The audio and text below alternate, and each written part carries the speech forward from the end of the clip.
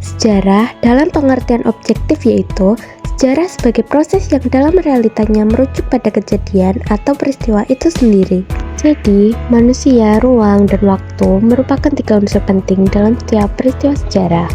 3 kedudukan unsur yang membangun adanya sejarah adalah manusia sebagai subjek dan objek, ruang sebagai peristiwa di mana sejarah dapat terjadi, sementara waktu sebagai tolak ukur unsur yang membatasi suatu peristiwa dalam sejarah, berupa tanggal, bulan, dan tahun, bahkan mungkin juga jam saat kejadian bersejarah berlangsung.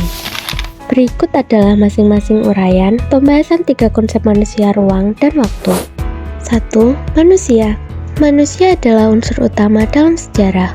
Tanpa manusia, sebuah peristiwa sejarah akan terus dipertanyakan objektivitasnya. Dalam hal ini diketahui, manusia punya kedudukan sebagai objek dan subjek sejarah. 2. Ruang. Diketahui, dalam sebuah kajian sejarah ada unsur yang tidak bisa lepas yaitu ruang. Peristiwa hanya akan terjadi pada suatu tempat tertentu. Contoh konsep sejarah Indonesia dan ruang misalnya ialah peristiwa Rengas Dengklok terjadi di Karawang, proklamasi di Jalan Pegangsaan 56 Jakarta. 3. Waktu. Manusia tidak dapat terlepas dari waktu.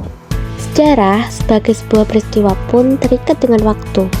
Peristiwa sejarah hanya terjadi satu kali dan tidak terulang lagi. Jadi, manusia dan waktu adalah 2 hal beriringan yang di masa selanjutnya akan menjadi sebuah sejarah jika ada peristiwa-peristiwa tertentu.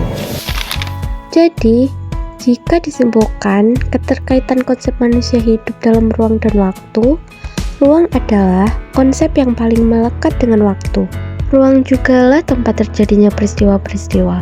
Sementara, waktu pada sejarah yang kejadian pasti di masa lampau merupakan masa yang sudah terlewati. Sifatnya selalu dan terus-menerus terbuka dan berkesinambungan. Ruang dan waktu terus bergerak bersama manusia dalam membentuk proses peristiwa yang akan menjadi sejarah.